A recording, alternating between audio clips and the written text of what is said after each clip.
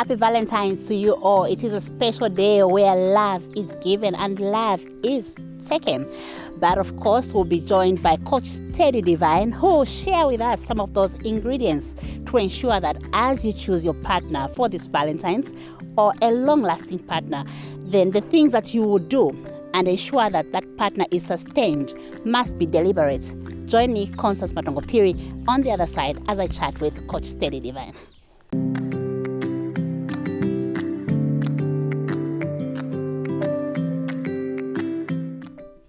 Coach, it's a pleasure to have you on this special Valentine's program dubbed Love Unleashed. Just help us understand what really makes this relationship tick in terms of love. Just what exactly should, you've been a love coach for more than 20 years in the game.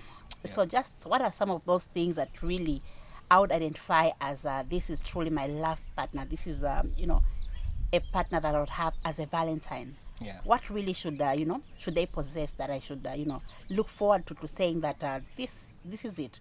This is what I'm looking for in terms of that relationship to last. I think there's a saying that says talk is cheap. So if you're picking up and showing the world this is the one, it has to be very intentional. You have to say it with something special, not just words. And especially for men, you know how men are like, they'll say, oh, I already told her when I married her that I loved her, so that's the end of everything. But I mean, you have to consistently keep reassuring her and letting her know that she's special. So I think being intentional and also just expressing it, and giving away the love that you have, not just keeping it in your heart. Yeah. I noticed you mentioned couples that are married. Yeah. But what of those that are courting? Do they have space for Valentine's Day? Definitely. I think it's habits. If you don't do it while you're courting, you won't do it while you're married. So it starts from a dating space. If you created certain habits when you were dating, it's the same habits that you would take there. So if you bought flowers, if you bought gifts when you were dating, you would take the same stuff into the marriage. Most of the times, a lot of married people are struggling because they didn't pay attention. In fact, when you're dating, that's when you pay attention the most, because they're simply telling you how they'll behave in the marriage. Now, Coach, it's really interesting when you look at social media today. The men are running away from their partners. It's Valentine's. They're supposed to show love, show affection, give and take in that relationship. But most of these men are going to the mountain, an undisclosed mountain, running away from their spouses. What's the pressure really? Is it that the men are stingy now? They don't know what to bring to the table? Are the women expecting too much? Is there, what really can be done to ensure that, on this special day, the 14th, the women experience the love that they need from their spouses, and also the man get their own fair share of that love? I know, Constance, you're about to get me in trouble. Because I'm about to break the man code. That's the idea. We need to know. We need to know, really. We can't just see men, handful of them, saying they're not taking part. They're going to a mountain. Undisclosed mountain. And when I saw the video, I laughed so hard because I saw the men's choir practicing, getting ready for Valentine's in the mountains, prayer and fasting. I think for me it's just us men finding excuses why we shouldn't be men and take care of the people that we love, and be available. So I think for me it's for some people, they take it seriously and they use that as an excuse why they are not there to be able to spoil their partners. But I think for me, before you go to the mountain, make sure you leave the gift back. So if you are not going to be around, make sure you leave the gift, make sure you do something special for that partner before you head out to the mountain, because I'm sure at the mountain there won't be network. Interesting. Now, Coach, why exactly would anybody just want to take off and not, I think in love, it should be a give and take kind of situation. So why is it that the men feel more of the giver and then they're not receiving anything? Is it to do with cultural beliefs, what we've been taught as both men and women growing up? Yeah, that's true. Certainly. I think a lot of times it's amazing.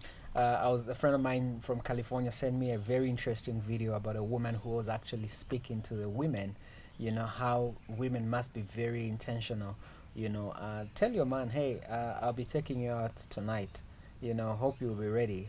Oh, I just brought you a little gift. But our women were not wired like that, especially in the African space. A lot of times it looks like the man is the one who gives more, and you see, I think, this, I'm a very open person. I mean, I'm willing to take bullets to speak the truth about relationships. You notice why a lot of times men can't communicate with their wives because they feel they are overwhelmed. And running to the mountain, which is a man cave, is a way to find relief. But if your relationship is at that space, then you're in a relationship where there's no give and take. Because if a man knew that if I stay back home, my wife will be able to do something special, why would he want to be in the mountain? If he knows my partner will do something special, why is he going to go out in the mountain? Because the reason they're running away, it's because they're all eyes on them. So it's like we don't get anything. If we ever get anything, it's socks and boxers.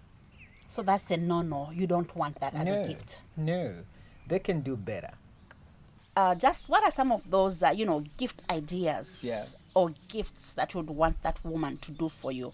Sometimes we do select socks, and I'm happy to buy you socks because I want you to be presentable out there. Yeah. But such kinds of gifts don't do for the men. What exactly should women really look out for when they're buying that gift for their special person? It's important that the women and men receive what they want to receive. Because sometimes you men may be thinking that she loves flowers. Yeah. Some don't. They want champagne. They want a trip out. You know. So just how and do some you just know? want you next to them and have a conversation. Just massage like that. me. Just sit next The to only thing I want is for that person to be next to me. and That's all. And you can have The a whole conversation. day. Yeah. We're just the two of us. Awesome. If that's possible. Yeah. So I think for me the key thing is study your partner. And that's another mistake we make in relationships. We get tired so quick to study what our partner loves. Because like you said, if you bought somebody a teddy bear, it doesn't make sense.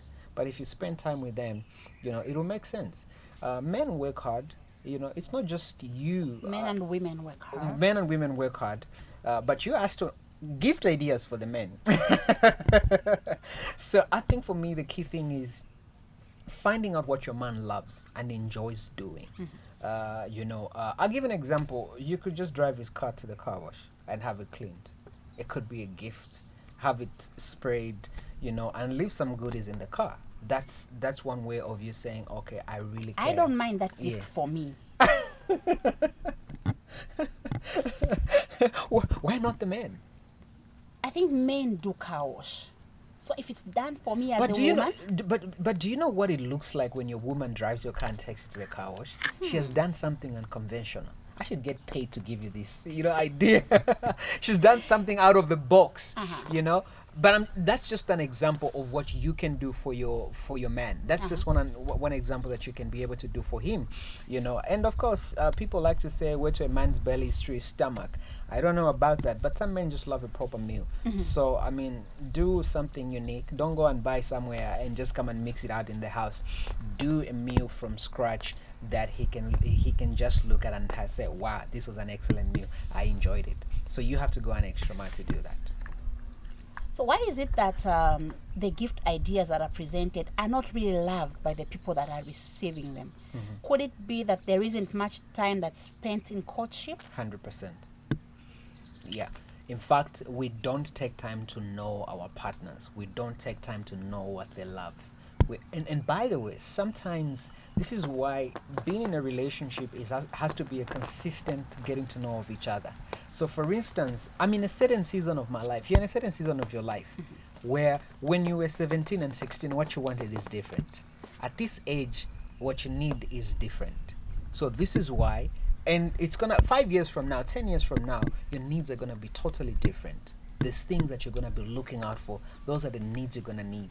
You will not always need the things you need at a certain stage of your life. Seasons of our lives change, and we need to be very intentional about how those seasons are changing. So a lot of people need to get to a place where it says, okay, what is it that my partner loves and needs in this season. And that's why conversation is very key. Spending time to study what your wife likes. At a certain stage of her life, she needed a certain kind of shoes. But as she's growing, certain kind of shoes won't do. So you can't buy the shoes that you bought in Northern Rhodesia in Zambia. You see what I'm trying to say? Seasons and times have changed. So be very, and that's what keeps a relationship very interesting. You know, people like to say, "Oh, people fall out of love, or we don't like each other anymore." Is that you lost the desire to study your partner and invest more time to get to know them. Your partner must be somebody who excites you. You know, I have a friend of mine who says, "I can be in the house for 1 week with my wife and I won't be bored." Every time I knock off from work, I look forward to going to sit at home and hang out with my wife. And he's been married for over 15 years. So And what that passion is exactly still. must the women, I'll border on the women now, because usually it's the men that go astray. The man is the one who goes to look for another person. How can the woman just, be able to keep that man? Like your friend who goes home and is happy Yeah. to be with the wife 1 week straight, not bored. Yeah. How can we package ourselves to ensure that we keep that man? Peace. Man, Number give one. me peace. All right. Peace is everything. I didn't see that one coming. I know. Peace is. I did not see that one coming. I think peace is very key. If I can come back home and still like my home, and still feel like I am not a victim or I'm not a suspect, you know, because some men get back home and your wife is looking at you like, what have you been up to, you know? So you feel like you're a target, but when you get home and you're treated like the king that you are, you also find, I have OCD, so for me a clean environment is everything. I can't eat if the home is not clean. So I have serious OCDs. I've seen people tell me, says, "You're too clean," and says, because I was raised by a good woman who taught me how to clean. My mother made sure that I cleaned the house. She made sure I cooked. So for me, peace, a clean environment means everything. If a place is in a mess, I can't function. Everything, my creative juices just die off instantly. So if your man is coming back home, make sure you're creating that environment that is amazing. There's an ambience in the house, and just be, I was talking about something, be feminine, just talk like you're talking to a man and you're a woman. Don't try to look like a man. We're all taken. We're not interested for a woman to look like us and talk like us. We are done. We're good in that space.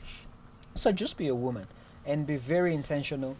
And listen, men love, a friend of mine also said something, and I think sometimes we miss these things.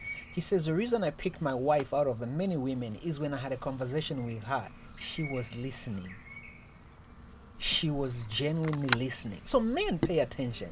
When a person is listening to pastime, and when a person is really like, I see you, like I'm listening to you and I totally see you, that just makes a man weak.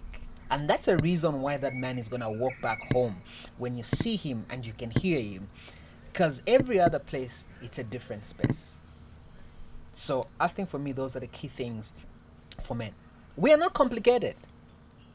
Similarly, a woman would tell you they're not complicated. All they need is... Have you seen that book on social media that has been published? That's where we make a mistake. I don't know who the sample for those answers is, but I'll tell you one thing. A woman just wants your time. Yeah. A woman wants you to check up on them in the morning. If you can't do lunch, check up on them in the evening. Yeah. I must be the first thing you think about when you wake up and the last thing before you go to bed. So where do we miss it that men get bored? They feel like they're being stalked. Yeah. Each time you're checking on a man, the man feels like, no. I don't want a woman who's always checking up on me. Why should that be the case? Because I believe that if it's love, the other person must be happy. You see my coat, you smile. Yeah. I agree. But how many men smile? Well, one. You know why a lot of men don't smile when they see your call? Because your call looks like FBI. No, maybe because what you're always doing wrong. Could it be that men are always doing wrong? Such that when a call comes in, the first thing they are thinking of is how's the sound like. Before I pick up, keep quiet. Don't talk. I think what a woman really expects from a man is their attention. But sometimes when one picks up a phone, we mingle with these men, we mingle with these women. Yeah. When a spouse calls, somebody really just doesn't want to pick up the phone. The mood just changes. What really is the matter? Because love must be, love is a feeling. Yeah. Love must be felt. I must feel that somebody loves me back. But what we are seeing today is that the man just wants to get away from this woman. This woman is a nag. This woman is checking on me like FBI police. Yeah. When as a matter of fact, the only thing the woman is doing in that relationship is to ensure that the other person feels the love. Yeah. Where is the disjoint really? What makes that phone call really amazing? Really? Yeah. So I think for me the key thing is also women assume that men know. So you're in a relationship, you keep saying, ni mkulu, ni mamu, nafunika kuziwa. So if you don't communicate, if you don't speak to him, if you don't have a proper conversation, he won't know how to love you and how to treat you. So conversations, don't let silence kill what conversation can cure. So you have to be very intentional about setting expectations. And this is also one of the things I tell women. When you're dealing with men, set very high standards and expectations. For example? If a man is treating you below your standard, call him out for that. But guess what? A lot of women are afraid. So the men have gotten used that we can go out and just be whoever we want to be and come back and this woman is going to take it. It doesn't work like that. Women must set high standards of how they must be treated. Tell him, I'm not the kind of a woman that who just wants to sit at home 24/7. I am not a god. I love to have fun. I love to come out to beautiful spaces like this one and have fun. Communicate with respect. He will know. So that he measures himself. Is this the type of a woman that I want? And if a man doesn't measure up to that level, it's okay for him to go. But a lot of women allow these things in the process of dating, and then at some point they begin to say, oh, this is what I am, why am I subjected to this? Because you were not intentional about it. So you must be able to have conversations and say, hey, this is what I need and this is what I'm expecting from this relationship. And like, I know it sounds like a bad term. Even the way we train dogs. Jump, he will jump. Sit, he will sit. You did it consistently. You can't keep saying jump today and then the other day you change that. So you have to be able to have a conversation and communicate your expectations about the relationship and what you want. But women, you know what? It's the fear of, oh, he's gonna walk away. You can communicate your needs without being disrespectful. You can communicate your needs with honor, that he says, I hear my woman, I understand what she's trying to say. So don't go and have a conversation like you're fighting. Tell him what you desire, tell him what you need, and it becomes easy for you to do what you're supposed to do. Now, there are some women who would not really have a relationship with a man because at courtship, that man did not know how to do an e-wallet. Not that the woman wants your entire salary. Could be a 500 for your talk time, for a drink with your friend. It doesn't mean that when a woman says, I want a man who spoils me, they're looking for a man who's going to buy them grocery for the whole month. Where do we miss it such that we even have a stingy man? Smarts. Should it really come to that? I don't think it should come to that. But unfortunately, that's what is being promoted out there. I really feel like there are certain things we have not communicated and spoken about in our relationship that should help us build relationships. I like to believe that a woman a man loves will take care of. When a man genuinely loves you, you don't even have to remind him and tell him. Maybe the reason why he's not taking care of you and I put it in that is because he doesn't see value in the relationship, but he's just tagging you along and bringing you along. So he feels investing is a waste of money, but also it's very key for men to be able to know it's when you love someone, you actually look forward to doing something special. When you buy them a beautiful gift, or you can't just wait to spoil them. You can't just wait to say, "Oh, I can't wait to give it to you." If you bought it a week before, I've been in those places where it says, "I can't wait just to see how she's gonna smile. I can't wait how like you are anxious because you love this person and you want them to smile. You will go an extra mile." Another problem is why some men have stopped doing all those things is that the day I did something special, you felt like you were entitled. Men love noise. Men love women that say, "Oh, just like they love to be celebrated for the things they do. They want to see the lion. You are watching the lion in a man. Exactly. Landa he wants to he wants to feel that. So that's how men are wired. But guess what? When he does all those little things, and I heard Bishop T.D. Jakes put it in the most beautiful way, is that when we were growing up as men, when we did our drawings, we took it to our mothers and our mothers clapped. Oh, your mother said all those beautiful things, and then you go ahead and get married, you do something for your wife, she said, "Oh, okay, thank you." No big deal. No big deal, you understand? So when you were raising us up, you clapped for us. Now we're here, we're doing these things, you're not clapping. Suddenly there's no noise. So maybe there was no daddy to clap for that woman. Unfortunately. So why don't we just teach each other what we like? Exactly. That's what it's supposed to be. But how many people are willing to be taught? And I must admit that sometimes as men, we are so proud we don't want to learn to say, "Hey, you know what? I need to be taught." Mfundeni shaishiva. How do I? You see, we live in a society that feels like love is natural. It's not. All of us have to learn, have to study. We're not born with the romantic skills inside of us. We have to be trained. We have to understand, And when you go to the Bible talks about, husbands, love your wives as Christ loved the church, that he laid down his life for his bride.